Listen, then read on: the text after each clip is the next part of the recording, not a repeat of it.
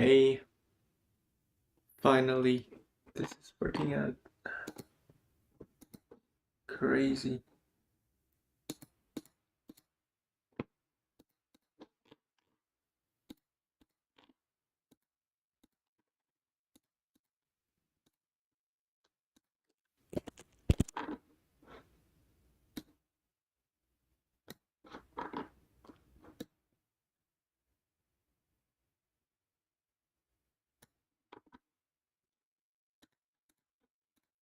Alright, so, hello everybody, it's your boy Brian Z. Welcome to day 97 of Workout Grind.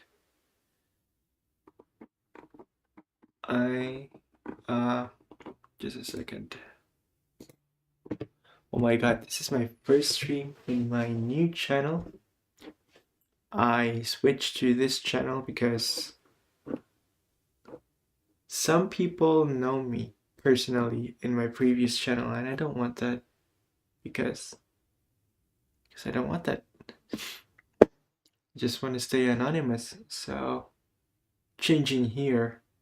Hopefully nobody sees me in real life. Anyways, today is Arms Day and it's currently 7:22 a.m.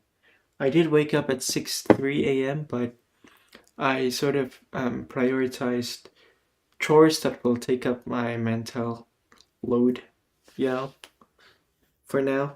And so yeah, I'm kind of liberated, kind of. There's still some work stuff that I actually didn't do, and that's also been bothering me. But I'll try to, not think about that for a while. I'll probably address that in later, sometime later. Yeah, I slept great.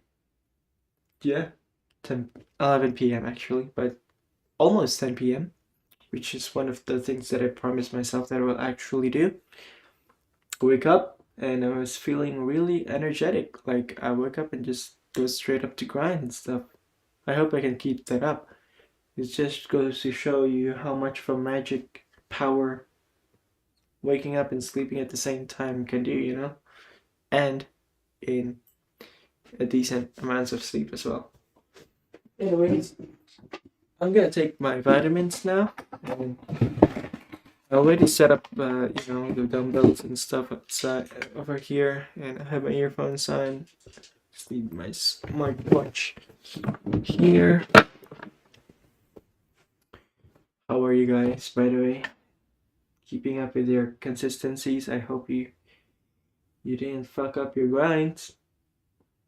So I have a new system in which I have to do this one thing in 1 month, and I'd only have to think about it, and I'll only have to think about completing it.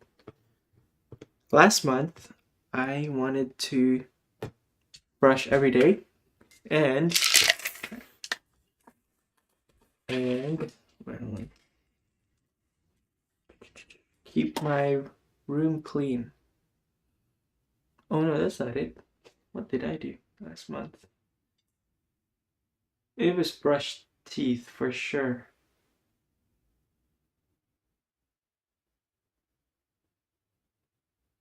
I forgot, dude. Let me check. No one's watching my stream anyways.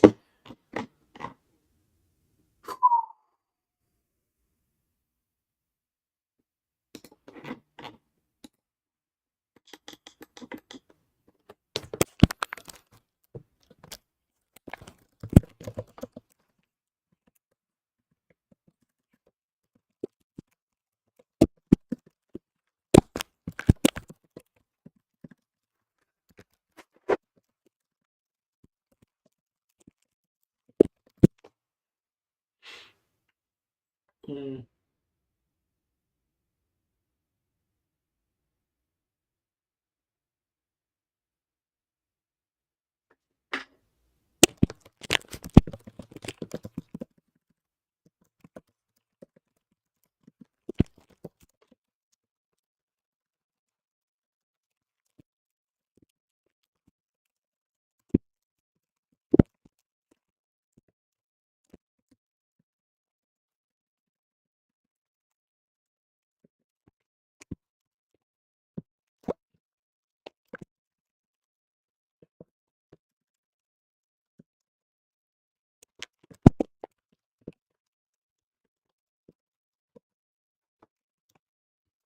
Here you go. So September 2025 is brushing my teeth and not playing video games. I haven't played a video game in over a month. But admittedly, I always watch I always watch video game speedruns, video game gameplays, let's plays. I'm still very much in a community, still part of my identity. I mean, why wouldn't it be? That's like my life ever since I was a kid. I've been legit. But yeah, I don't think I'm gonna let go of it. Just right now, I'm trying to detox away from it because I have an addiction. That's the thing that I'm trying to address here, not the gaming. Gaming is fun when done uh, responsibly. Anyways, here are my vitamins, fish oil, multivitamins, and caffeine. So yeah, so that I'll get acid reflux after this because I didn't eat, but that's okay. Yeah, so it's working. That routine that I'm doing. I haven't played in a month, and I brushed my teeth daily last month. Pretty cool. This month's challenge, the sleep and wake up at 10 a.m. 6 a.m. I actually already broke it the other night because it was like 7:45 p.m. and I thought I have a time to just cut my hair and then go to sleep, but then it took me 3 hours. And then I got so bummed about it. Like I fucking broke the challenge. It's already 12 a.m. and I have this hard crash out, and then I ended up sleeping at 1:30 a.m., which is bad. But and yeah, I can see the consequence of having that because I had big faith in myself that I'll be able to like sleep at 10 p.m. at that time. And yesterday, I was super suboptimal, like low spirits, super. Hopefully that doesn't happen again. Anyways, um, that's what's been going on. We're gonna work out now. I'm gonna put Andrew Huberman on the mix. On the mix. So yes. I'm gonna lock everything. Yeah, yay. Yeah. Huh? Huh? Huh? What?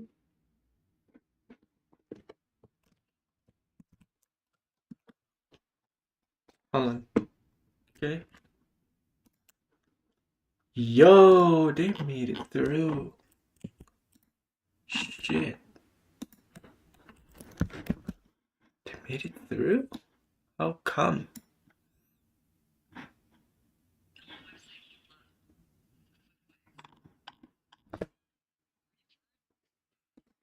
Dude, that is crazy. They made it through.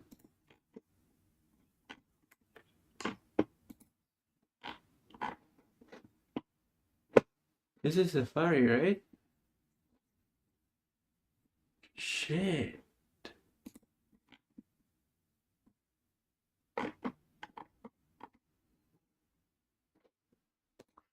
I have an ad card.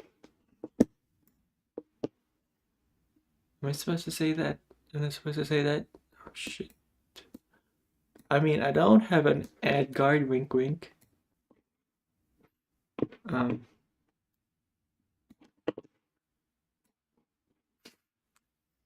and even if I had the ad guard, the fucking ads are still popping up now. Oh man.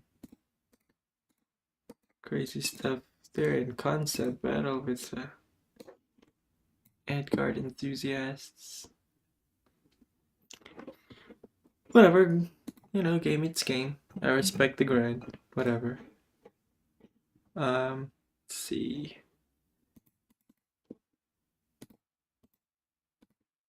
Timer. Check.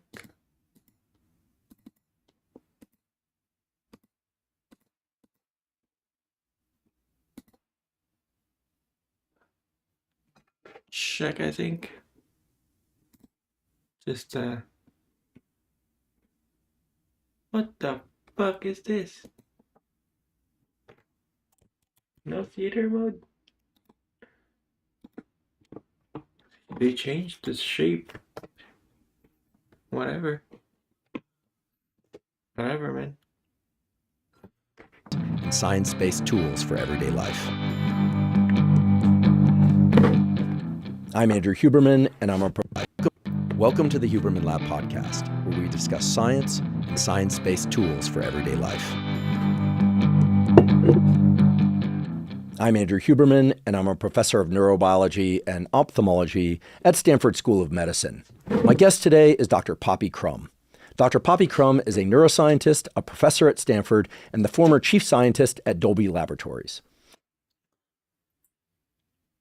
Her work focuses on how technology can accelerate neuroplasticity in learning and generally enrich our life experience. You've no doubt heard about and perhaps use wearables and sleep technologies that can monitor your sleep, tell you how much slow wave sleep you're getting, how much REM sleep, and technologies that can control the temperature of your sleep environment and your room environment.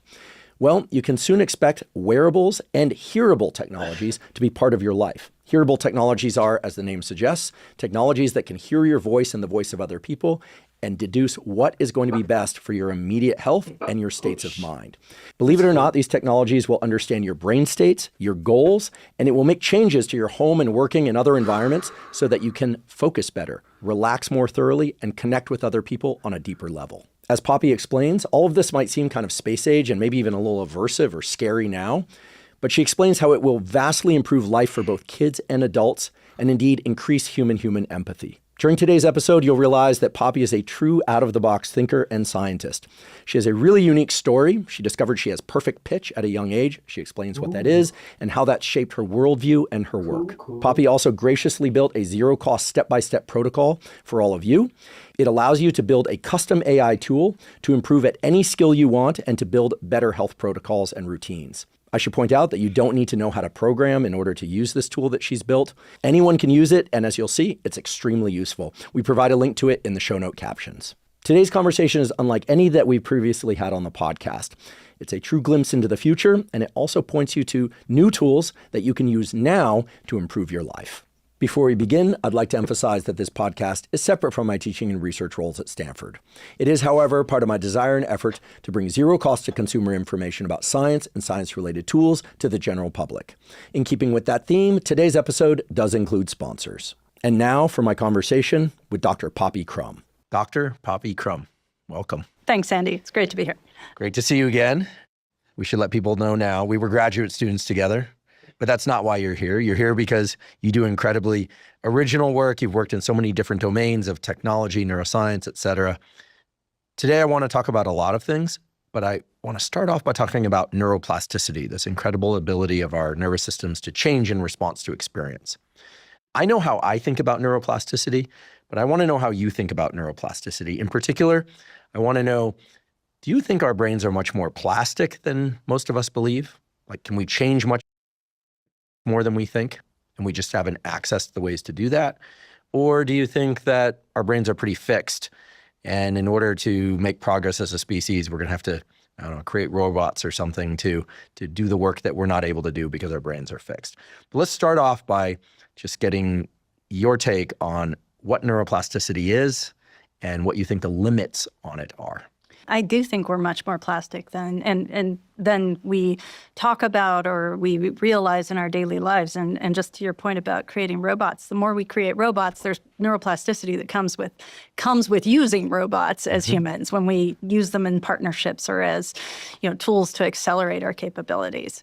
So neuroplasticity, the way that where I resonate with it a lot is trying to understand, and this is what I've done a lot of in my career, is thinking about building and developing technologies, but with an understanding of how they shape our brain. Everything we engage with in our daily lives, whether it's the statistics of our environments and our context, or the technologies we use on a daily basis, are shaping our brains in ways through neuroplasticity. Some more than others. Some we know as we age are very dependent on how attentive and engaged we are, as opposed to passively just consuming and changing. But we are in a place where everyone, I believe, needs to be thinking more about how the technologies they're using, especially in the age of AI and immersive technologies, how they are shaping, or architecting our brains as we move forward. You go to any Neuroscience 101 medical school textbook, and there's something, you'll see a few pages on something called the homunculus. Now, what is the homunculus? It's a data representation, but it'll be this sort of funny-looking creature when you see it. But that picture of this sort of distorted human that you're looking at is really just a data representation of how many cells in your brain are coding and representing information for your sense of touch, right? And that image, though, and this is where things get kind of funny, that image comes from Wilder Penfield back in the 40s. He recorded somatosensory cells of patients just before they were to have surgery for epilepsy and such. And since we don't have pain receptors in our cortex, he could have this awake human and be able to touch different parts of their brain and ask them to report what sensation they felt on their bodies.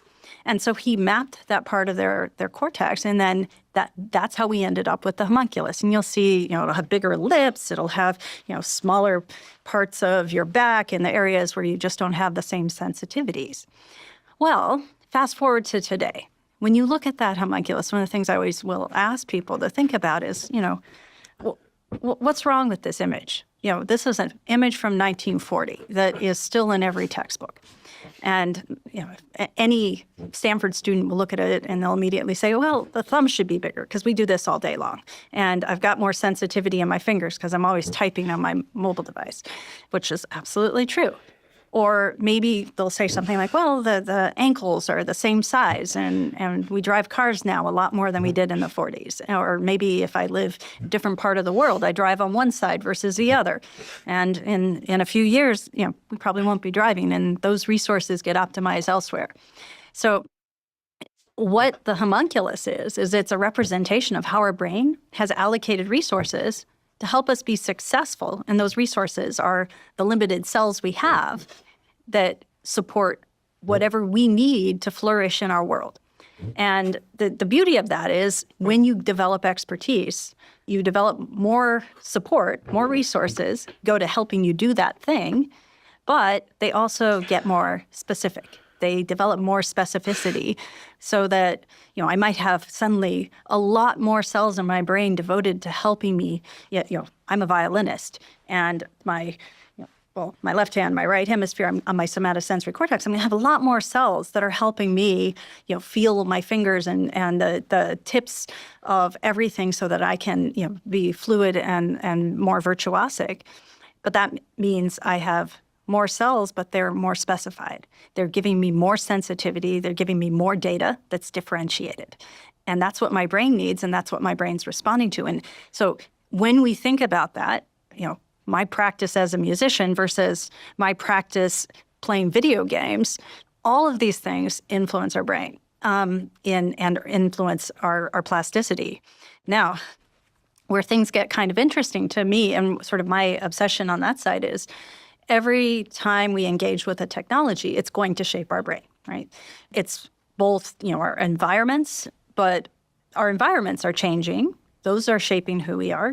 I think you can look at people's hearing thresholds and predict what city they live in. Really? Absolutely, yes. Can you just briefly explain Why hearing that would be? thresholds and why that would be? I mean, I was visiting the city of Chicago a couple of years ago. Beautiful city, amazing food, love the people.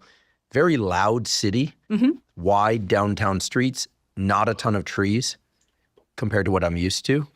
And I was like, wow, it's really loud here. And I grew up in the suburbs, got out as quickly as I could. Yeah. Don't like the suburbs, sorry. Suburb dwellers, not for me. I like the wilderness and I like cities. But you're telling me that you can actually predict people's hearing thresholds for loudness simply based on where they were raised or where they currently live? in part it can be both, right? Because cities have sonic imprints types of noise, things that are very, very loud cities, but also what's creating that noise, right? That's often unique. The inputs, the types of vehicles, the types of density of people, or even the construction in those environments. It is changing what noise exists. That's shaping, people's hearing thresholds at the lowest level. It's also shaping their sensitivities. If you're used to hearing, certain animals in your environment, and they come with, you should be heightened to a certain response in that, you're going to develop increased sensitivity to that, right? Whereas if it's really abnormal, I hear chickens. I have a neighbor who has chickens in the city, but roosters too. Yes. Okay. I grew up near a San rooster. Francisco. I There you can go. still hear that rooster. Yeah. Those sounds are embedded deeply in my mind. There's the semantic context and then just the sort of spectrum, right? And the intensity of that spectrum, and meaning when I say spectrum, I mean the different frequency amplitudes and what that shaping's like. High pitch, low pitch. Yeah. And that affects how your neural system is changing, even at the lowest level of what it's your ear is, your brain, your cochlea is getting exposed to, but then also where, so that would be the lower level, what sort of noise damage might exist, what exposures, but then also there's the amplification of, coming from your higher level areas that are helping you know that these are frequencies are more important in your context, in your environment. There's a funny, this is kind of funny. There was a film called, I think it's The Sound of Silence, and it started, I love Peter Sarsgaard. He was one of the actors in it. And it was sort of meant to be a bit fantastical, or is that a word? Is that the right word? But in fact, to me, so the filmmakers had talked to me a lot, as had, and to inform this sort of main character and the way he behaved, because I have absolute pitch, and there were certain things that they were trying to emulate in this film. He ends up being this person who tunes people's lives. He'll walk into their environments and be like, oh, things are going badly at work, or your relationships because you've got this tritone, your water heater is making this pitch, and your teapot is at this. Oh my God, this would go over so well in LA. People would pay millions of dollars in Los Angeles. It's totally funny. Do you do this for people? No. Okay. But I will tell you, I will walk into hotel rooms, and immediately if I hear something, I've moved. And so that is because you have perfect pitch. Could you define perfect pitch? Does that mean that you can always hit a note perfectly with your voice? There is no such thing as perfect pitch. There's absolute pitch. And so I think only because the idea of, that would be A equal 440 hertz, right? But that's a standard that we use in modern time. And the different what A is has actually changed throughout our lives, with aesthetic, with what people like, with the tools we use to create music. And in the Baroque era, A was 415 hertz. And Can you hit that? Awesome. And in any case, so that's why it's absolute, because guess what? As my basilar membrane gets more rigid as I might age, or my temporal processing slows down, my brain's going to still think I'm singing 440 hertz, but it might not be. Basilar membrane is a portion of the internal ear that converts sound waves into electrical signals, right? Yeah. Okay, fair enough. Well, I'm talking to an auditory mechanically, physiologist it moves the here. hair cells that help. Yeah. I teach auditory physiology, but I want to just make sure, because I'm sitting across from an expert. I'd like to take a quick break and acknowledge one of our sponsors, David. David makes a protein bar unlike any other. It has 28 grams of protein, only 150 calories, and 0 grams of sugar.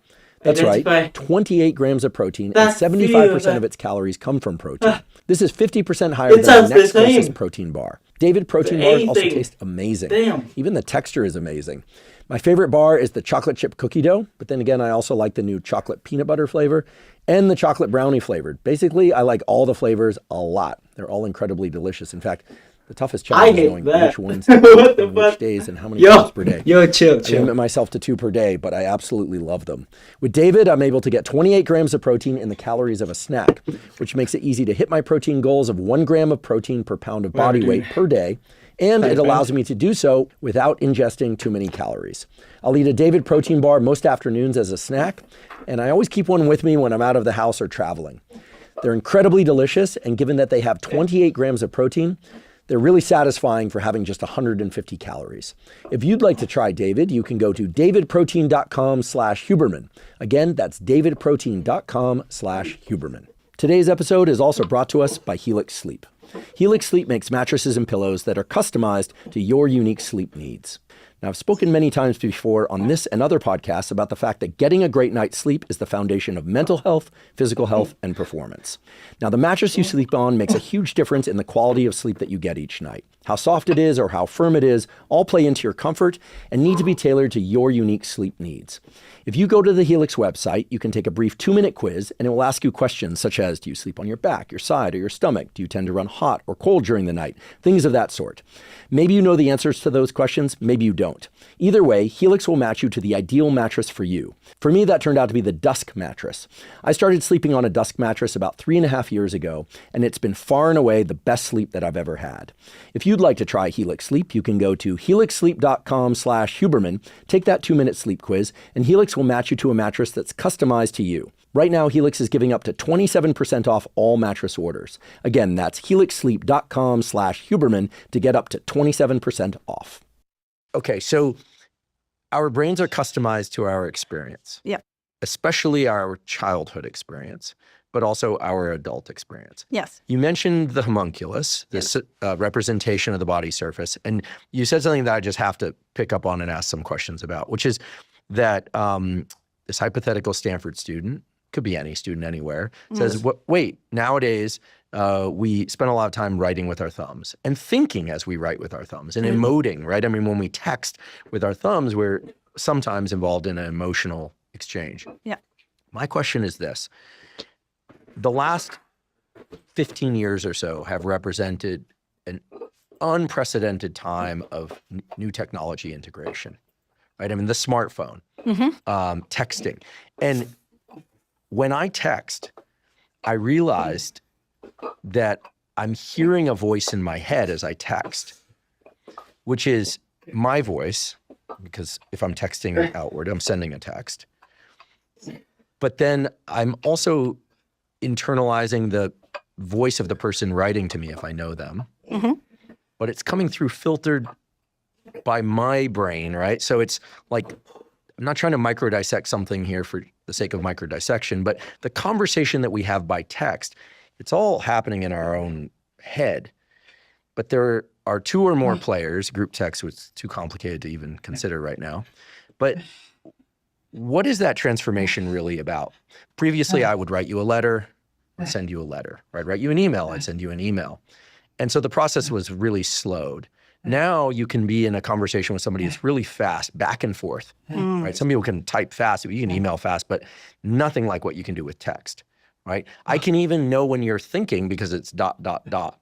or you're writing, right? And so is it possible that we've now allocated an entire region of the homunculus or of some other region of cortex, brain, to conversation that prior to 2010 or so, the brain just was not involved in conversations of any sort? In other words, we now have the integration of writing with thumbs, that's new, hearing our own voice, hearing the hypothetical voice of the other person at the other end, and doing that all at rapid speed. Are we talking about like a new brain area, or are we talking about using old brain areas and just trying to find and push the overlap in the Venn diagram?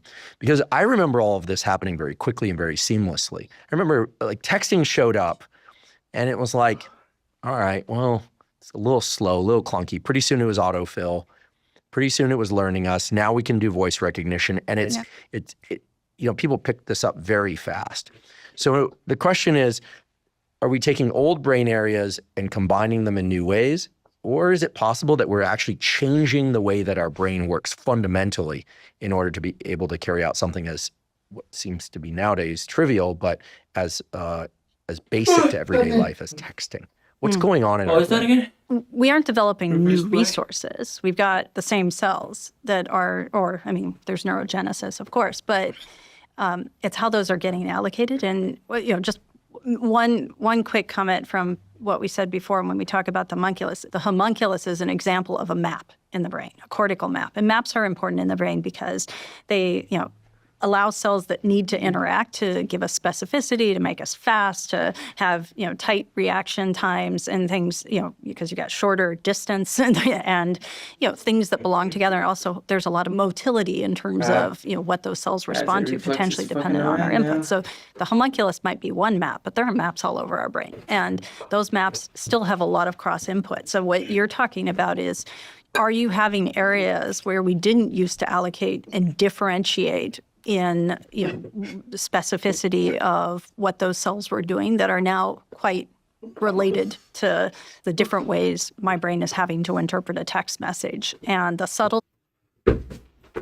and the nuance of that actually now I get faster at. I have faster reaction times. I also have faster interpretations. So am I allocating cells that used to do something else to allow me to have that? Probably. But I'm also building, think about me as a multisensory object that has, I have to integrate information across sight, sound, smell to form a holistic, object experience. That same sort of, integration and pattern is happening now when we communicate in ways that it didn't used to. So what does that mean? It means there's a lot more repeatability, a lot faster pattern matching, a lot more integration that is allowing us to go faster. I completely agree. I feel like there's an entire generation of people who grew up with smartphones for which it's just part of life. I think one of the most impactful statements I ever heard in this general domain was, I gave a talk down at Santa Clara University one evening to some students. And I made a comment about putting the phone away and how much easier it is to focus when you put the phone away, and how much better life is when you take space from your smartphone, and all of this kind of thing. And afterwards, this young guy came up to me, he's probably in his early 20s, and he said, listen, you don't get it at all. I said, what do you mean? He said, you adopted this technology into your life and after your brain had developed. He said, he's speaking for himself, he said, when my phone runs out of charge, I feel the life drain out of my body, and it is unbearable, or nearly unbearable, until that phone pops back on. And then I feel life return to my body, and it's because I can communicate with my friends again. I don't feel alone. I don't feel cut off from the rest of the world. And I was thinking to myself, wow. Like, his statements really stuck with me, because I realized that his brain, as he was pointing out, is indeed fundamentally different than mine in terms of social context, communication, feelings of safety, and on and on. And I don't think he's alone. I think for some people it might not be quite as extreme. But for many of us, to see that ... in the midst of a conversation where we really want the answer to something, or it's an emotionally charged conversation, can be a very intense human experience. That's interesting. So we've sped up the rate that we transfer information between one another. But even about trivial things, it doesn't have to be an argument or is it stage 4 cancer, or is it benign, right? Like those are extreme conditions, right? Are they alive? Are they dead? Did they find him or her, or did they not? Those are extreme cases. But there's just the everyday life of, and I notice this, like if I go up the coast sometimes, or I'll go to Big Sur, and I will intentionally have time away from my phone. It takes about an hour or two, or maybe even a half day, to really drop into the local environment where you're not looking for stimulation coming in through the smartphone. And I don't think I'm unusual in that regard either. So I guess the question is, do you think that the technology is good, bad, neutral, or are you agnostic as to how the technologies are shaping our brain? It goes in lots of different directions. One thing I did want to say, though, with smartphones specifically, and sort of everything, in audio, our ability to have, carry our lifetime of music and content with us has been because of, huge advances in the last 25, 30 years, and maybe slightly more, around compression algorithms that have enabled us to have really effective, what we call perceptual compression, lossy perceptual algorithms, and things like MP3 and my past work with companies like Dolby.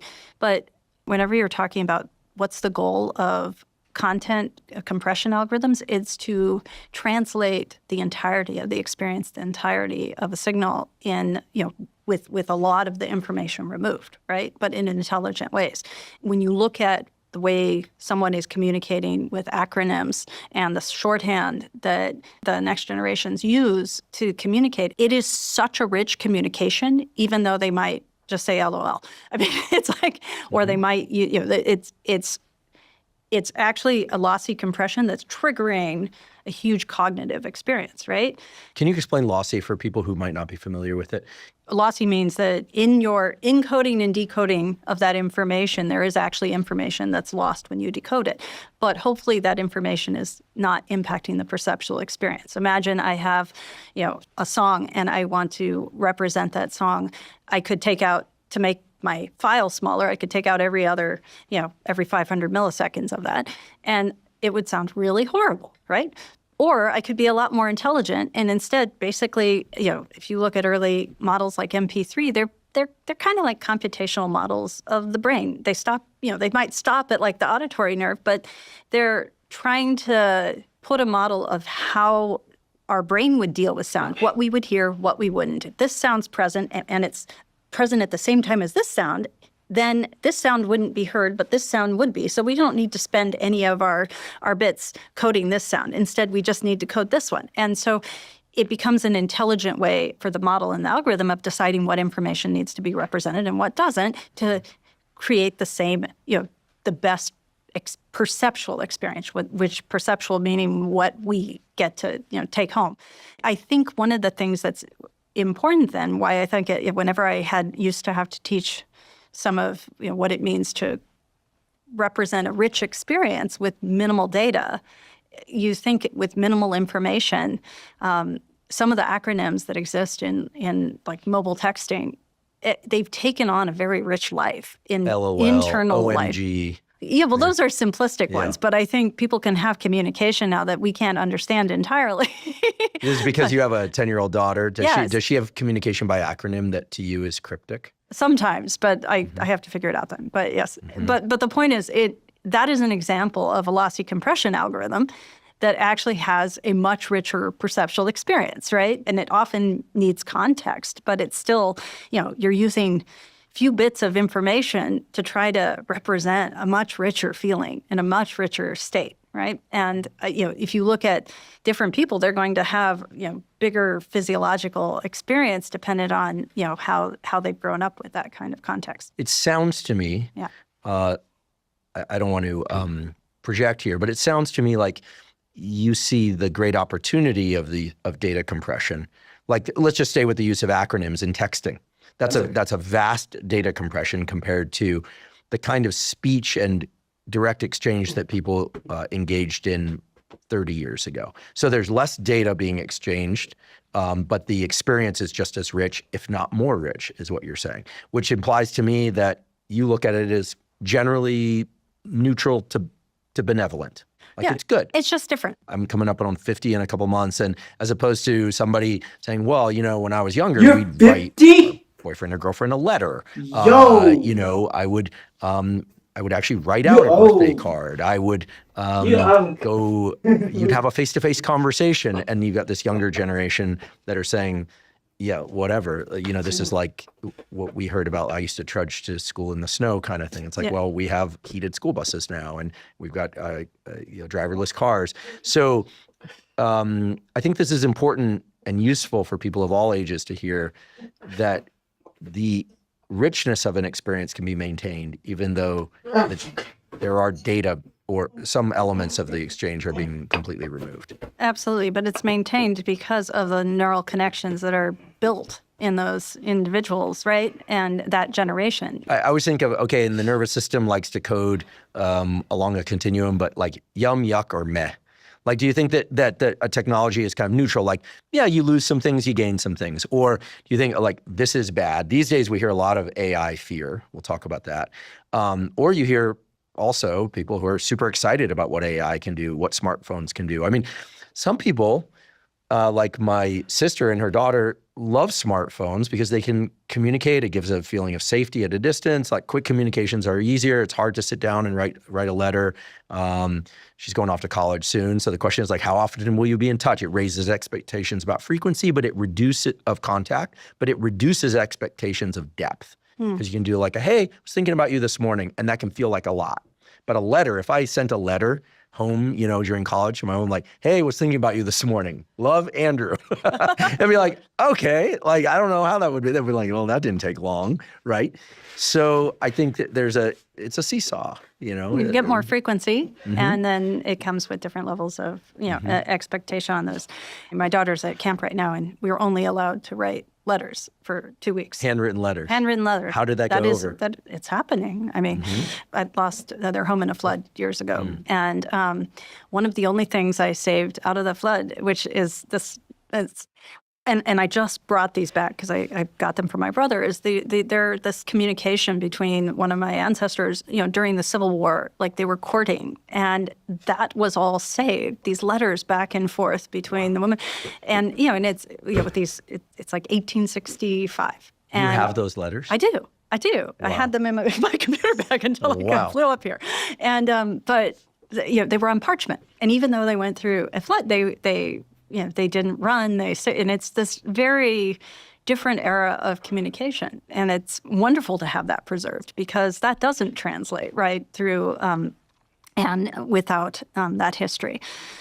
In any case, I am a huge advocate for integration of technology, but for me, the world is data. And I do think that way. It's, and I look at the way my daughter behaves. I'm like, okay, well, what data is coming in? And that's like, and why did she, respond that way? And there's an example I can give, but you think we were talking about neuroplasticity. It's like we are the creatures of sort of three things. One is, our sensory systems, how they've evolved, and be it by the intrinsic noise that is degrading our sensory receptors, or the external strain. My brain is going to have access to about the same amount of information as someone with hearing loss if I'm in a very noisy environment. And so suddenly you've compromised the data I have access to. And then also our sort of experientially established priors, right? Our priors being, if you think about the brain as sort of a Bayesian model, things aren't always deterministic for us like they are for some creatures. Our brain's having to take data and make decisions about it and respond to it. Which is Bayesian. We should just explain for people. Deterministic would be input A leads to output B. Yeah. Bayesian it depends on the statistics of what's happening externally and internally. Yeah. These are probabilistic models. Like there's a likelihood of A becoming B, or there's a likelihood of A driving B, but there's also a probability that A will drive C, D, or F. Absolutely. And, and we should get into, some of the things that make us the most effective in our environments and just in interacting in the world is how fast and effective we are with dealing with those probabilistic, situations. Those things where your brain, it's like probabilistic inference is a great indicator of success in an environment. And be it a work environment, be it just, walking down the street. And how do we deal with this like data that doesn't just tell us we have to go right or left, but there's a lot of different inputs, and it's our sort of situational intelligence in the world. And we can break that down into a lot of different ways. In any case, we are the products of our sensory systems, our experience, our priors, which are the statistics and data we've had up until that moment that our brain's using to weight how it's going to behave in the decisions it makes, but also then our expectations, the context of that, that have shaped where we are. And so there's this funny story, like my daughter, when she was 2.5, we're in the planetarium at the Smithsonian, and we're watching, I think, a typical film you might watch in a planetarium. We started in LA, zoom out on our way to the sun, and we pass that sort of, quintessential NASA image of the Earth. And it's totally dark and silent, and my daughter, as loud as she possibly could, yells, "Minions." And I'm like, what's going on? I'm like, oh, yes, of course. Her experientially established prior of that image is coming from the Universal logo. And, she never, that says Universal. Yeah, no, it's I like, love it. It was totally valid. But it was this very, honest and true part of what it is to be human. Like each of us is experiencing very different having very different experiences of the same physical information. And we need to recognize that, but it is driven by our exposures and our priors and our sensory systems. It's sort of that trifecta and our expectations of the moment. And once you unpack that, you really start to understand and appreciate the influence of technology. Now, I am a huge advocate for technology improving us as humans, but also improving the data we have to make better decisions and the sort of insights that drive us.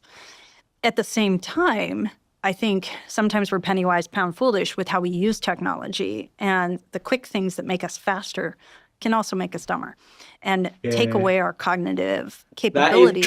And where you'll end up with those that are using the technologies might be to write papers all the time, or maybe, and we can talk about that more, are putting themselves in a place where they are going to be compromised trying to do anything without that technology, and also in terms of their learning of that data, that information.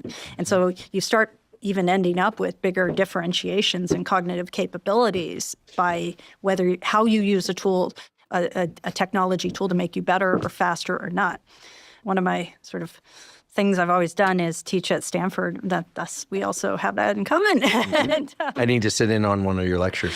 And, but my class there is called Neuroplasticity in Video Gaming, and I'm a neurophysiologist, but I'm really a technologist. I like buildings. I like innovation across many domains. And while that class says video gaming, it's really more. Video games are powerful in the sense that there's this sort of closed loop environment. You give feedback, you get data on your performance, but you get to control that and know what you randomize, how you build. And what our aim is in that class is to build technology and games with an understanding of the neural circuits you're impacting and what you want to train. I'll have students that are musicians. I'll have students that are computer scientists. I'll have students that are, some of Stanford's top athletes. I've had a number of their top athletes go through my course. And it's always focused on, okay, there's some aspect of human performance I want to dissect, and I want to really amplify the sensitivity or the access to that type of learning in a closed loop way. Just for anyone that isn't familiar with the role, the history of gaming in the neuroscience space, there's been some great papers in the past. Take a gamer versus a non-gamer, just to start with, someone self-identified. A typical gamer actually has what we would call more sensitive, and this is your domain, so you can counter me on this anytime, but contrast sensitivity functions. And like a contrast sensitivity function is ability to see edges and differentiation in a visual landscape, okay? They can see faster, and they're more sensitive to that sort of differentiation. So then someone who says, I'm not a video game player, or self-identifies that way. Because they've trained it. Yeah, right? They've trained like it. a first-person shooter game, Yeah. which I've played occasionally in an arcade or something like Yeah. that. I didn't play a lot of video games growing up. I don't these days either.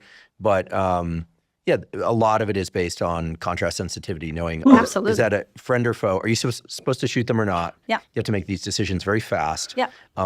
Like right on the threshold of what you would call like reflexive, Yes. like no thinking involved, but it's just rapid iteration and decision making, and then the rules will switch. Yeah. Right. Like suddenly you're supposed to turn other things into targets and other things into friends. You're spot on, because then you take someone that self-identified non-gamer, make them play 40 hours of Call of Duty, and now their contrast sensitivity looks like a video game player, and it persists. Go back, measure them a year later, but 40 hours of playing Call of Duty, and I see the world differently, not just in my video game. I actually have foundational shifts in how I experience the world that give me greater sensitivity to my situational awareness, my situational intelligence. In real life. Yeah. Yeah. Yeah, because that's a low-level processing capability. And I love intersecting those when you can. But what's even, I think, more interesting is you also, and this was a great study by Alex Puget and Daphne DeBellier, where it's not just the contrast sensitivity. Let's go to that next level where we were talking about Bayesian, like probabilistic decisions where things aren't deterministic. And for a video game player, and I can train this, they're going to make the same decisions as a non-video game player in those probabilistic inferential situations, but they're going to do it a lot faster.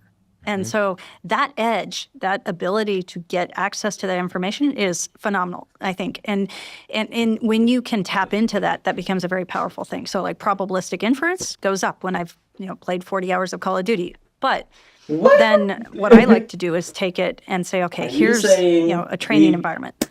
I had a couple of Stanford's top soccer players in my course this year, and we got our focus was, okay, what data do you not have, and how can we build a closed loop environment and make it something so that you're gaining better neurological access to your performance based on data like my acceleration, my velocity, not at the end of my 2-hour practice, but in real time, and getting auditory feedback so that I am actually tapping into more neural training. So we had sensors, like on their calves that were measuring acceleration, velocity, and able to give us feedback in real time as they were doing a sort of somewhat gamified training. I don't want to use the word gamified, it's so overused, but let's say it felt like fun environment, but it's also based on computation of that acceleration data and what their targets were. It's feeding them different sonic cues so that they're building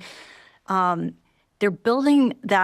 resolution. When I say resolution, what I mean is, especially as a novice, I can't tell the difference between whether I've accelerated successfully or not. But if you give me more gradation in the feedback that I get with that that closed loop behavior, I start to, my neural representation of that is going to start differentiating more. So with that, that's where the auditory feedback, so they're getting that in real time. And you built that kind of closed loop environment that helps build that, create greater resolution in the brain and greater sensitivity to differentiation.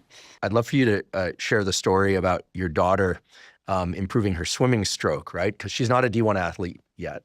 Maybe she will be someday, but she's a swimmer, right? Yes. And in the past, if you wanted to get better at swimming, you needed a swimming coach. And if you wanted to get really good at swimming, you'd have to find a really good swimming coach, and you'd have to work with them repeatedly.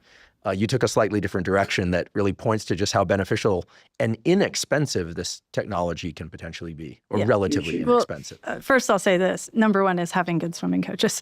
Okay. Sure, I'm not trying to do away with swimming coaches. Parents who are data-centric and really like building technologies are sometimes maybe can be red herring distractions, but hopefully not. Okay. All right. Well, yes. That's one of them. Yeah. But let's keep the swimming coaches happy. So for example, like you go and train with elite athletes, and if you go to a lot of swimming camps where you're, or training programs, it's always about work with cameras and what they're recording you, they're assessing your strokes. But the point is, you can use, and I did this, knowing the things that the coaches, or frankly, you can go online and learn some of those things that matter to different strokes. You can use Perplexity Labs, use Replit, use some of these. These are online resources. Yeah, and you can quickly build a computer vision app that is giving you data analytics on your strokes and in real time. So how does that work? You're taking the phone underwater, analyzing the stroke? In this case, I'm using mobile phone, so I'm doing everything above. Okay, so you're filming, if you could walk us through this. So you film your daughter doing freestyle stroke for right, or breaststroke or butterfly. Sure. There's a lot of core things that maybe you want to care about. Backstroke and freestyle. What's there? And I am not. We used to run. Like, I know you're a good runner, but I'm a runner. I'm a rock climber, less a swimmer. But things like the roll or how high they're coming above the water. What's your what's your velocity on a? You can get actually very sophisticated once you have the data, right? And what's your velocity on entrance? How much? How far in front of your head is your arm coming in? How what is? Maybe there's again. Maybe there are things that are obvious, which is you want to know, how consistent are your strokes and your cadence across, the pool. So you don't just have your speed; you suddenly have access to what I would call, and you'll hear me use this a lot, better resolution, but also a lot more analytics that can give you insight. Now, important thing here is, my 10-year-old is not going to, I'm not going to go tell my 10-year-old that she needs to change her velocity on this head or stroke, but it gives me information that I can at least understand and help her know how something is going and how consistent she is on certain things that her coaches have told her to do. And what I love about the idea is, look, this isn't just for the ease of getting access to the type of data and information that would previously, and I mean, I do code in a lot of areas, but you don't have to do that anymore to build these apps. In fact, you shouldn't. You should leverage, AI for development of these types of tools. You tell AI to write a code so that it would analyze, trajectory jumping into the pool, how that could be improved if the goal is to swim faster. You'd use AI to build an app that would allow you to do that so that you would have then access to that, whatever the data is that you want to do. Yeah, so in that case, you're trying to do better stroke analytics and understand things as you move forward. You could do the same thing for running, for gait, you could do, in a work environment, you can understand a lot more about where vulnerabilities are, where weaknesses are. There are sort of two different places where I see this type of AI acceleration and tool building really having major impact. It's on sort of democratizing data, analytics, and information that would normally be reserved for the elite to everyone that's really engaged. And that has a huge impact on improving performance because that kind of data is really useful in understanding learning. It also has applications for when you're in a work environment and you're trying to better understand success in that environment in some process or skill of what you're doing. You can gain different analytics than you otherwise would in ways that become much more successful, but also give you new data to think about with regard to what I would call a digital twin. And when I use the word digital twin, the goal of a digital twin is not to digitize and represent a physical system in its entirety. It's to use different interoperable, meaning data sets coming from different sources to gain insights, digitized data of a physical system or a physical environment or physical world, be it a hospital, be it airplanes, be it my body, be it my fish tank, to give me insights that are, continuous and in real time that I otherwise wouldn't be able to gain access to.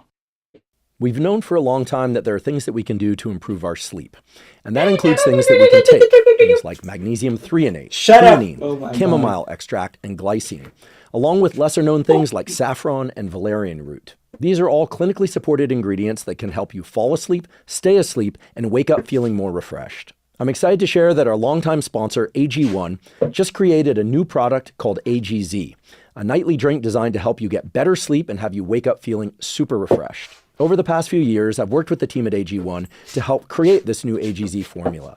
It has the best sleep-supporting compounds in exactly the right ratios in one easy-to-drink mix. This removes all the complexity of trying to forage the vast landscape of supplements focused on sleep and figuring out the right dosages and which ones to take for you.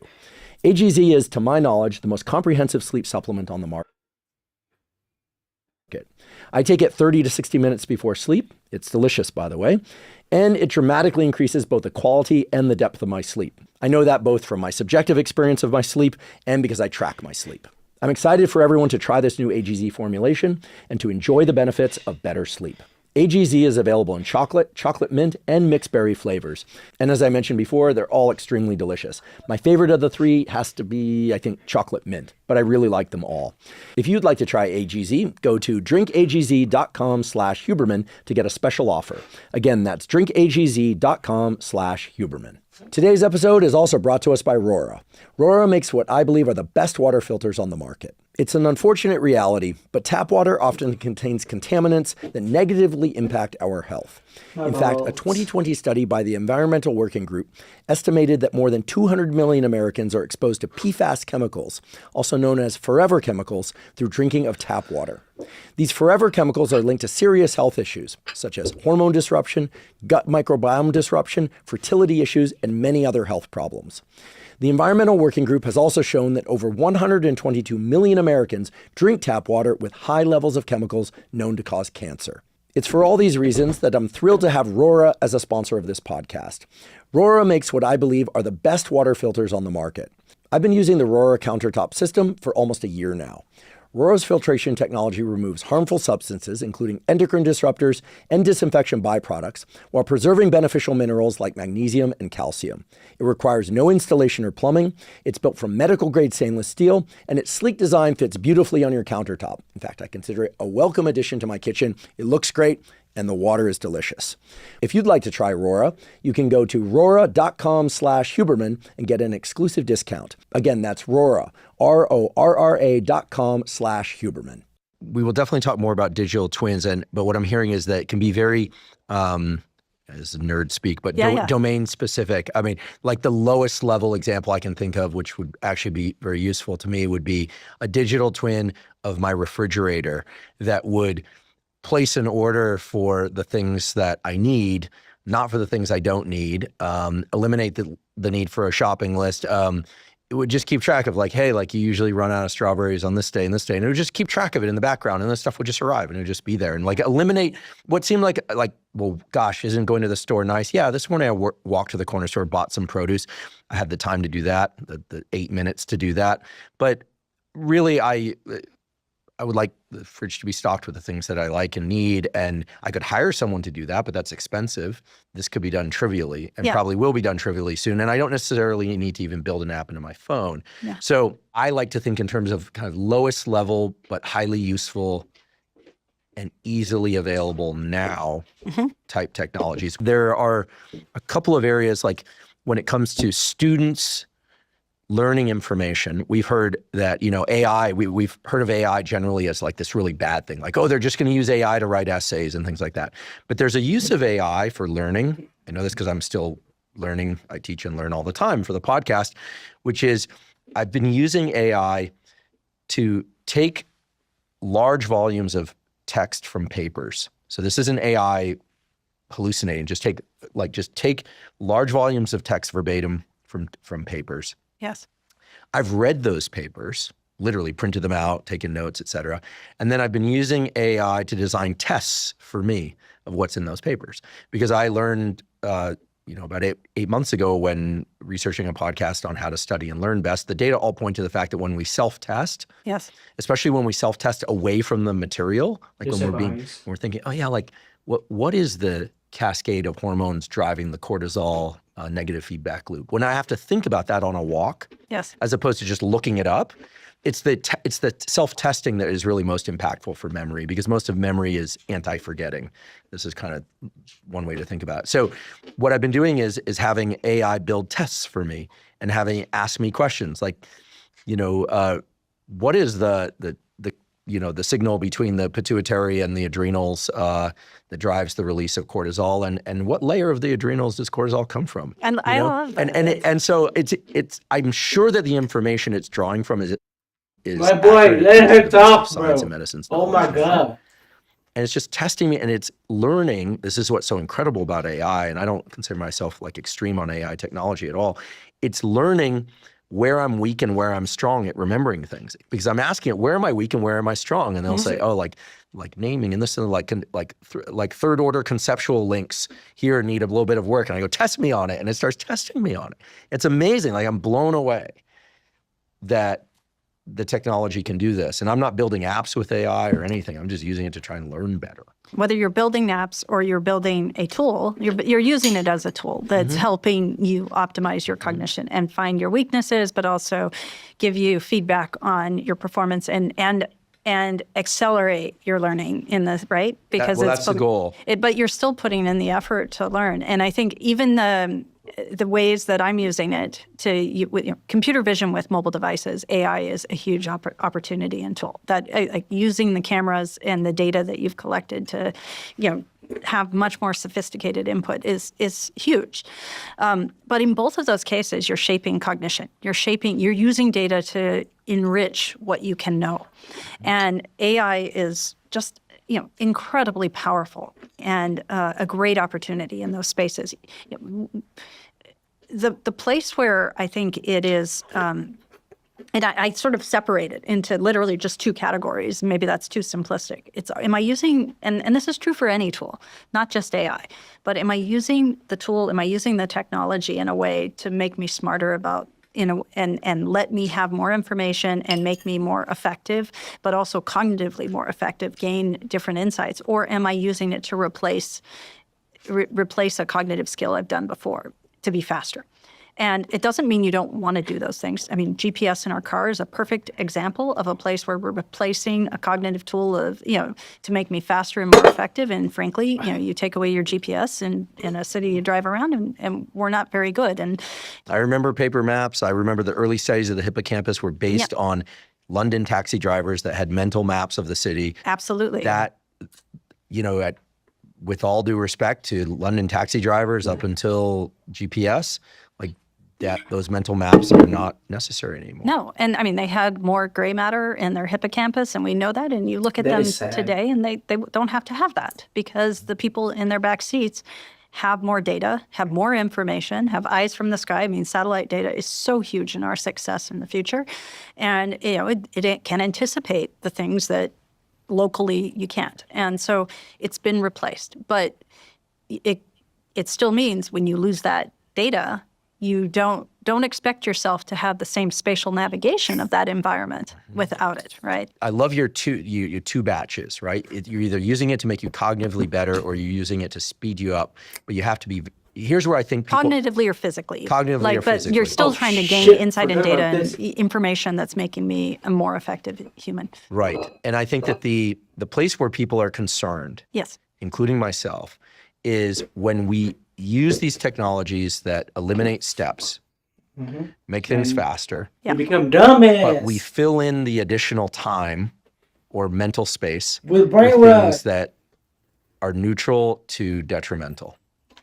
It's sort of like saying, okay, I can get all the nutrients I need from a drink that's 8 ounces. This is not true, but then the question is how do I make up the rest of my calories, right? Am I making it up with also nutritious food, right?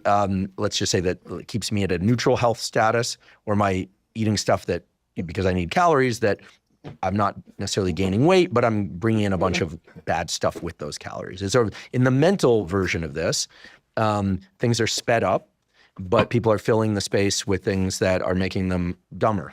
In some cases. There was a recent paper from MIT that I actually, it is very much what I spend a lot of my time talking about, and thinking about, but.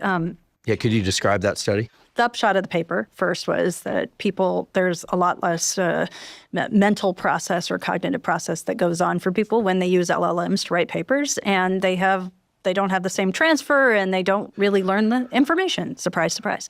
Just to briefly describe the study, even though it got a lot of popular press, it's MIT students writing papers using AI versus writing papers the old-fashioned way where you think and write. So there were 3 different categories. People who had to write the papers, just using their brain only, and that would be case 1. Case 2 would be I get to use search engines, which would be sort of a middle ground. Again, these are rough categories. And then a third would be I use LLMs to write my paper. And they're looking at, sort of what kind of transfer happened, what kind of, they were measuring neural response. So they were using EEG to look at neural patterns of across the brain to understand how much neural engagement happened during the writing of the papers and during the whole process. And then what they could do with that, what they knew about that information down the road. It's a really nice paper, so I don't want to diminish it in any way by summarizing it. But what I think is a really important upshot of that paper, and also just how we talk about it, that I liked was I talk a lot about cognitive load always, and you can measure cognitive load in the diameter of your pupil and body posture and how people are thinking. It's really how hard is my brain working right now to solve a problem or just in my context. And there are a lot of different cues we give off as humans that tell us when we're under states of different load and cognitively, and whether we are aware of it or not. And there's something called cognitive load theory that breaks down sort of what happens when our brains are under states of load. And that load can come from sort of 3 different places. It might be coming from intrinsic what you would call intrinsic information, which is and this is all during learning. The intrinsic load, cognitive load would be from, the difficulty of the material I'm trying to understand. How, really, some things are easy to learn, some things are a lot harder, and that's intrinsic load. Extraneous load would be the load that comes from how the information's presented. Is it poorly taught? Is it poorly organized? Or also even the environment. If I'm trying to learn something auditorily and it's noisy, that's introducing extraneous cognitive load, right? It's not the information itself, but it's because of everything else happening with that data. And then the third is germane cognitive load. And that's Germane? the load that is used in my brain to build mental schemas, to organize that information, to really develop a representation of what that information is that I'm taking in. And that germane cognitive load, that's the work, right?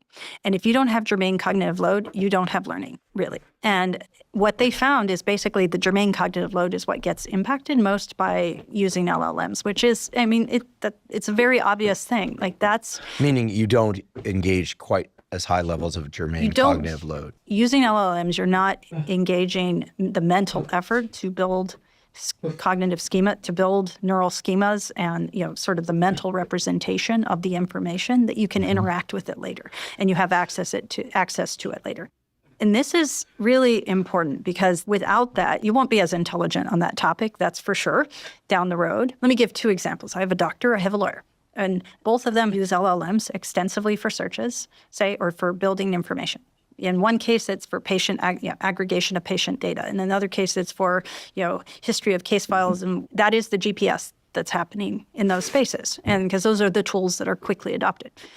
Where you have someone that is maybe came from a different world, has learned that information, has gone and worked with data in a different way, their representation of that information is going to be better at extrapolation. It's going to be better at generalization. It's going to be better at seeing patterns that would exist.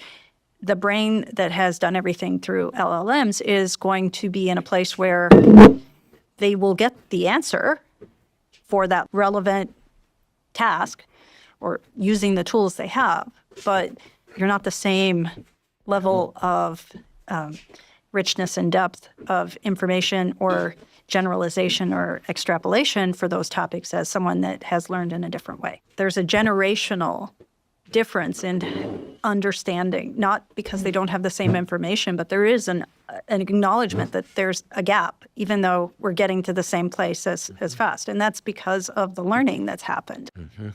The germane cognitive load. Absolutely. The cognitive load. Like, you've got to do the work. Your brain has to. And, what was beautiful about your descriptions, Andy, is when you were talking about how you were using it, which I love, to test yourself, find your weak vulnerabilities is, and actually in the paper at MIT, which I think, again, these are things that are somewhat obvious, but we just have to, I think we have to talk about them more, is people with higher competency on the topic use the tools in ways that still engage more germane cognitive load, but helped accelerate their learning. It's, where is the biggest vulnerability and gap? It's when it's especially. I just want to contribute, just add my side of the story as well. That is true. I didn't know what the fuck a germane region is, but I used to do a research study back when I was in senior high school, and it was just a very prepubescent type of research about the satisfaction of customers in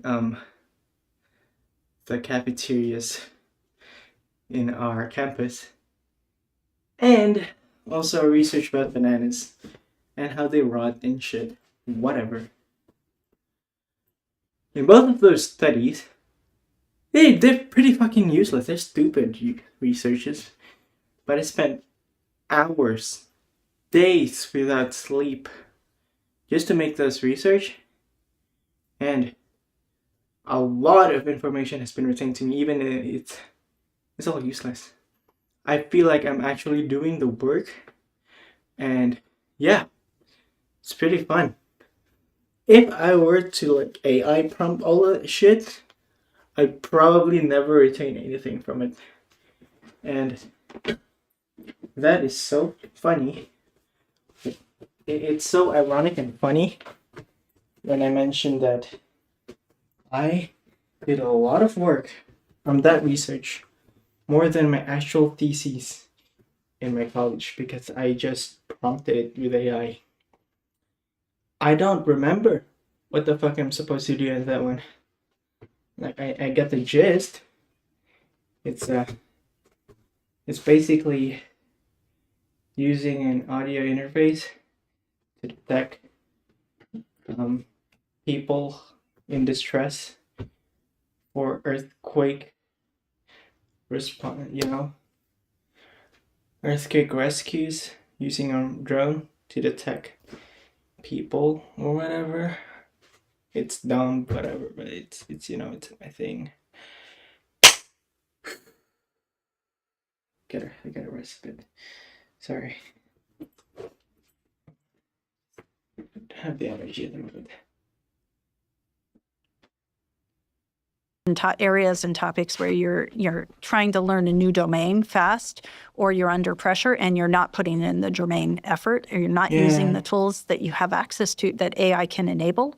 You're not using them to amplify your cognitive gain, but instead to deliver something faster, more rapid, and then walking away from it. I'm going to try and present two parallel scenarios in order to go further into this question of how to use AI to our best advantage to enrich our brains as opposed to diminish our brains.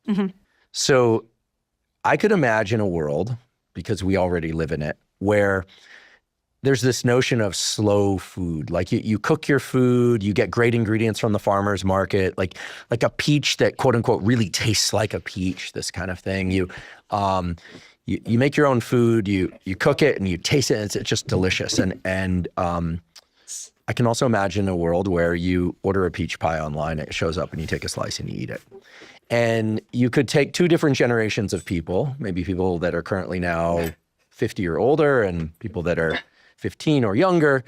And the older generation would say, oh, isn't the peach pie that you made so much better? Like, these peaches are amazing. And I could imagine a real scenario where the younger person, 15 to 30, let's say, went to failure. would say, like, I don't know, I actually really like the other pie. I like it just as well. And the older generation is like, what are you talking about? Like, this is how it's done. What's different? Well, sure, experience is different, et cetera. But from a neural standpoint, from a neuroscience standpoint, it very well could be that it tastes equally good to the two of them, just differs based on their experience, meaning that the person isn't lying. It's not like this kid, isn't as fine-tuned to taste. It's that their neurons acclimated to like what sweetness is and what contrast between sweet and saltiness is and what a peach should taste like. Because damn it, they had peach gummies and that tastes like a peach, And so we can be disparaging of the kind of what we would call the lower level or diminished sensory input. Yeah. But it depends a lot on what those neural circuits were weaned on. Couple of comments. I love the peach pie example. Making bread is another example of that. And in the 90s, everyone I knew when they graduated from high school got a bread maker that was shaped like a box and created this like loaf of bread with a giant rod through it. And it was the graduation gift for many years. And you don't see those anymore. And if you even look at what happened with like the millennial generation in the last 5 years, especially during the pandemic, suddenly bread making, sourdough, that became a thing. What's the difference? You've got bread, it's warm, it's with the bread maker, it's fresh, and it is not at all desired relative to bread that takes a long period of time and is tactile and in the process and the making of it, and is clearly much more onerous than the other in its process of development. I think the key part is it's in the appreciation of the bread, the process is part of it. And that process is development of sort of the germane knowledge and the commitment and connection to that humanness of development, but also the tactile commitment, the work that went into it is really appreciated in the same way that peach pie, for one, comes with that whole time series of data that wasn't just about my taste, but was also smell, also physical, also visual, and saw the process evolve and build a different prior going into that experience. And that is, I think, part of richness of human experience. Will it be part of the richness of how humans interact with AI? Absolutely. Or interact with robots. Absolutely. So it's what are the relationships we're building and how are they, how integrated are these tools, these, companions, whatever they may be in our existence will shape us in different ways. What I am particularly, I guess, bullish on and excited for is the robot that optimizes my health, my comfort, my intent in my environment, in my, be it in the cabin of a car, be it in my rooms, my spaces. So what would that look like? If you could you give me the lowest level example? Like would it be an assistant that helps you travel today when you head back to the Bay Area? Would it what is this non-physical robot? And I think we already have some of these. Like it's the point where HVAC systems actually get sexy, right? Not sexy in that sense, but they're actually really interesting because they are the heart of, HVAC systems. Heating, ventilation, AC. Yeah. But you think about a thermostat. A thermostat right now is optimizing for an AI thermostat optimizing for my behavior, but it's trying to save me resources, trying to save me money. But it doesn't know if I'm hot or cold. It doesn't know, to your point, my intent, what I'm trying to do at that moment. And this speaks more to a lot of the things you studied in the past. It doesn't know what my optimal state is for my goal in that moment in time.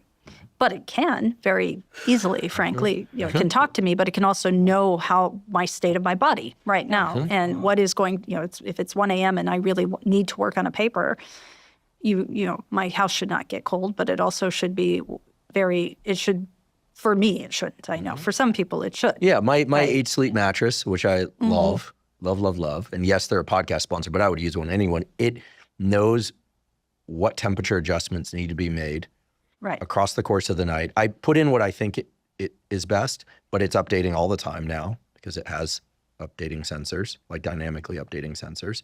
I'm getting close to 2 hours of REM sleep a night, which is outrageously good for me, much more deep sleep, and that's a little micro environment. You're talking about integrating that into an entire home environment. Home, vehicle, yes, because it needs to treat me as a dynamic time series. It needs to understand the context of everything that's driving my state internally. There's everything that's driving my state in my local environment, meaning my home or my car, and then there's what's driving my state externally, from my external environment.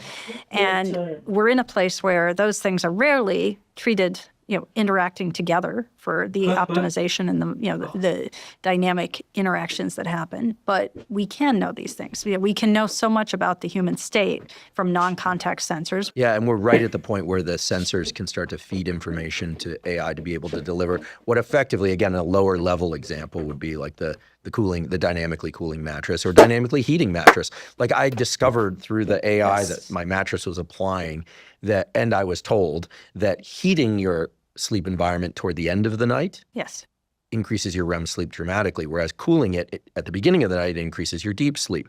This has been immensely beneficial for me to be able to shorten my total sleep need, which is something that for me is like awesome. Because I like sleep a lot, but I don't want to need to sleep so much in order to feel great. Well, you want to have your own choice about how you sleep. Yeah. Given the date, it's helping you have that. Sometimes I have 6 hours, sometimes I have 8 hours, this kind of thing.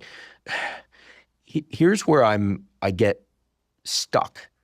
And I've been wanting to have a conversation about this with someone, ideally a neuroscientist who's interested in building technologies for a very long time. So I feel like this moment is a moment I've been waiting for a very long time, which is the following. I'm hoping you can solve this for all of us, Poppy. We're talking about sleep, and we know a lot about sleep. You got slow wave sleep, deep sleep, growth hormone release at the beginning of the night. You have less metabolic need then you have rapid eye movement sleep, which consolidates learning from the previous day. It removes the emotional load of previous day experiences. We can make temperature adjustments. We do all these things, avoid caffeine too late in the day. Lots of things to optimize these known states that occupy this thing that we call sleep.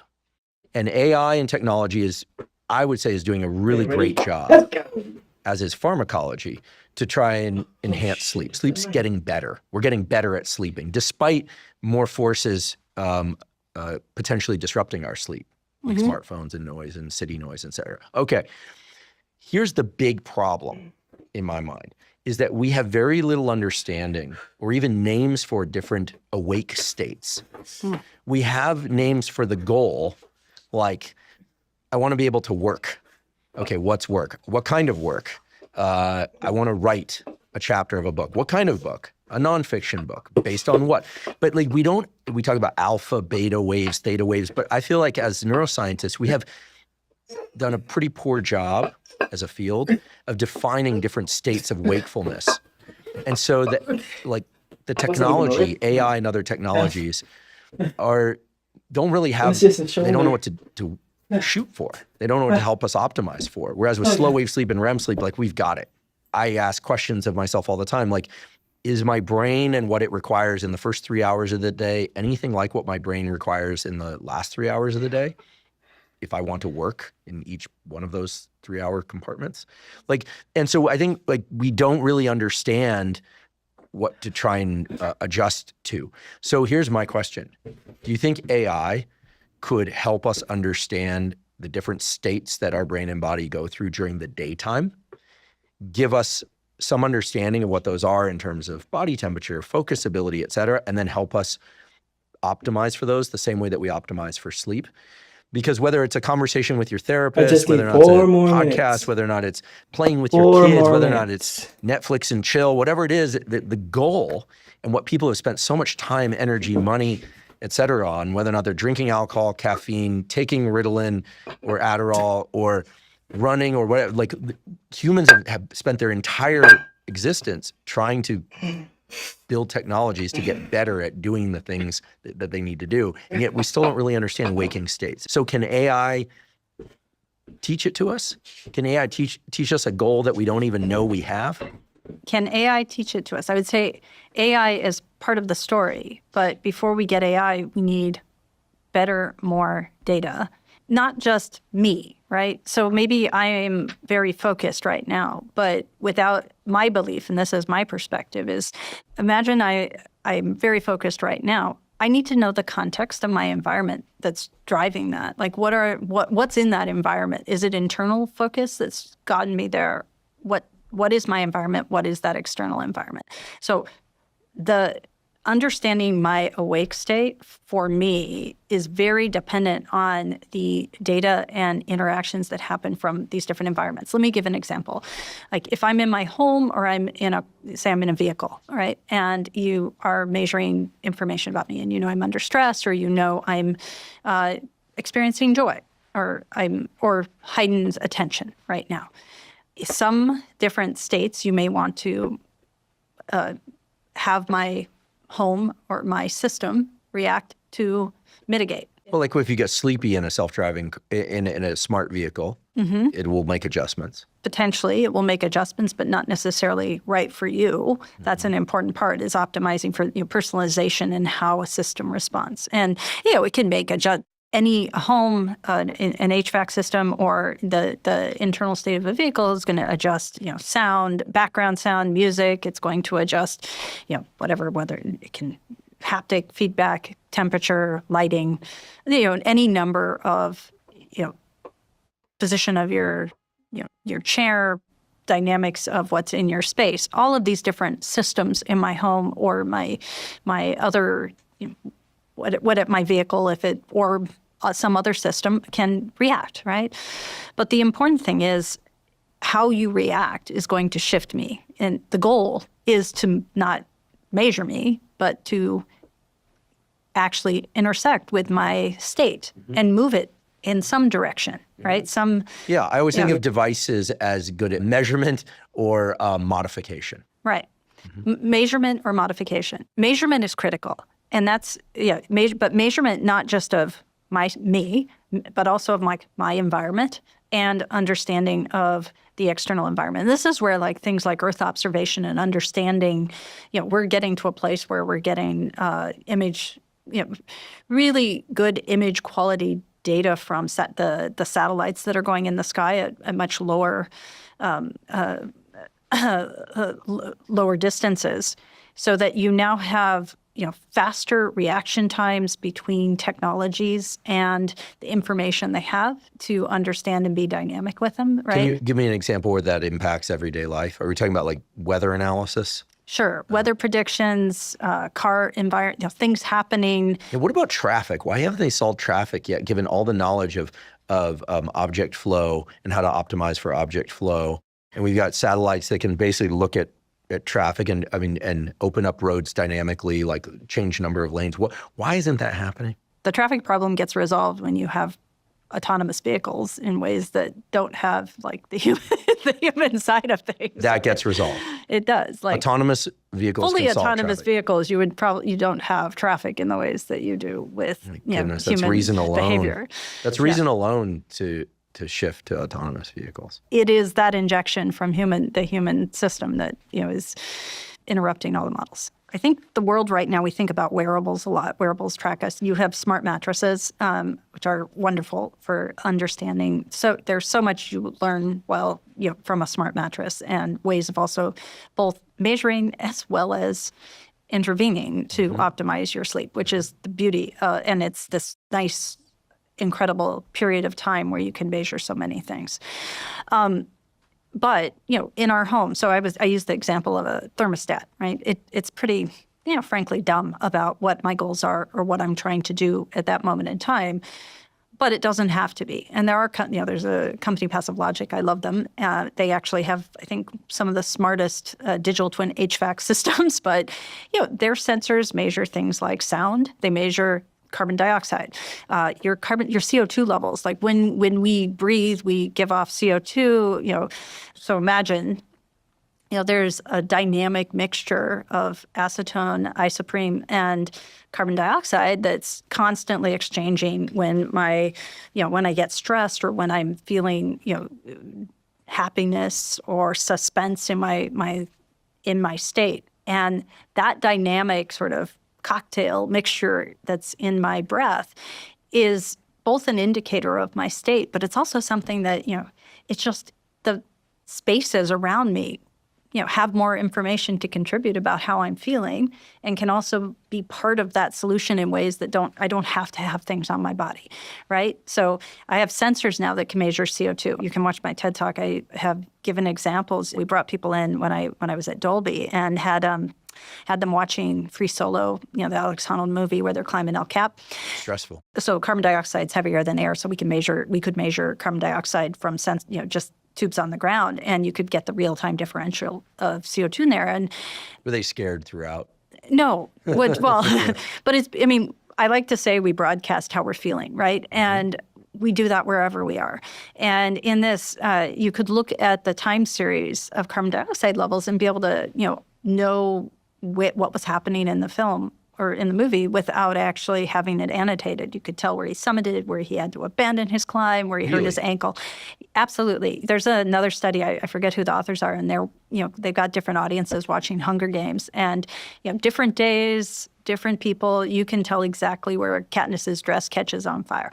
And, it's like we really are sort of, it's like digital exhaust of how we're feeling. But, and our thermals, we, radiate the things we're feeling. I'm very bullish on the power of, our eye in representing our cognitive load, our stressors. Our eye? Our eye, yes, like the diameter. Oh, our eye. Yes. Our eye. Sorry, our literally our eyes, Yes. our pupil size. Yes. Yeah. I, back when I was a physiologist, I've worked with a lot of species in understanding information processing internally in cells, but also then I would very often use pupillometry as an indicator of, perceptual engagement and experience. Yeah, bigger pupils mean more arousal, higher levels of alertness. Yeah, We just more know arousal, this. cognitive load, or, obviously lighting changes. But the thing that's changing from, 20 years ago, 15 years ago, it was very expensive to track the kind of resolution and data to, leverage all of those autonomic nervous system, deterministic responses, because those ones are deterministic and not probabilistic, right? Those are the ones that it's like the body's reacting even if the brain doesn't say Below anything about conscious it. detection. Yeah. And but today we can do that with we can do it right now with open source software on our laptops or our mobile devices, right? And every pair of smart glasses will be tracking this information when we wear them. So becomes a channel of data. And, it may be an ambiguous signature in the sense that there's, changes in lighting, there's changes, am I aroused or am I, Those can be adjusted Holy for, right? Like moly. if you can literally take a measurement, wear eyeglasses. I actually did it. Oh my god.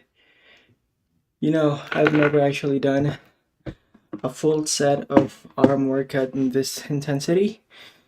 I mean, I did before, but it was just like 3 reps for bicep curl. Now it's 9, and I did all the 3 things. Previously it was just 2, now it's 3. Finally. But I realized, yeah, there was some, I can definitely feel, see, I can feel it. Yeah. Oh boy. Yeah. The muscle failures and stuff, it was crazy. Like, all of a sudden, my strength is just gone. It's just from, I can do it. Okay, a bit hard to, oh my god, I can't do it. It's crazy how it shifted that fast from functioning to failure. Whew. Crazy stuff. But that's what makes muscles grow. I'm not gonna complain. Look at it. It's back, and it's gonna get bigger as soon as I put the additional 2.5 kilos. It's just the final weight that I can have for this dumbbell. And any further weight from that would be I had to buy a different set of 2.5 kilograms of weight, whatever. But that's still from far of the future. For now, I'm just content with this. Look at this. Woo! Anyways, thanks for watching. Tomorrow will be chest grind. Tomorrow. Oh, by the way, I don't think I've mentioned this before, but I'm alone in this house at the moment, like all just a week long. But tomorrow I think they're gonna come around. Maybe tonight. I don't know.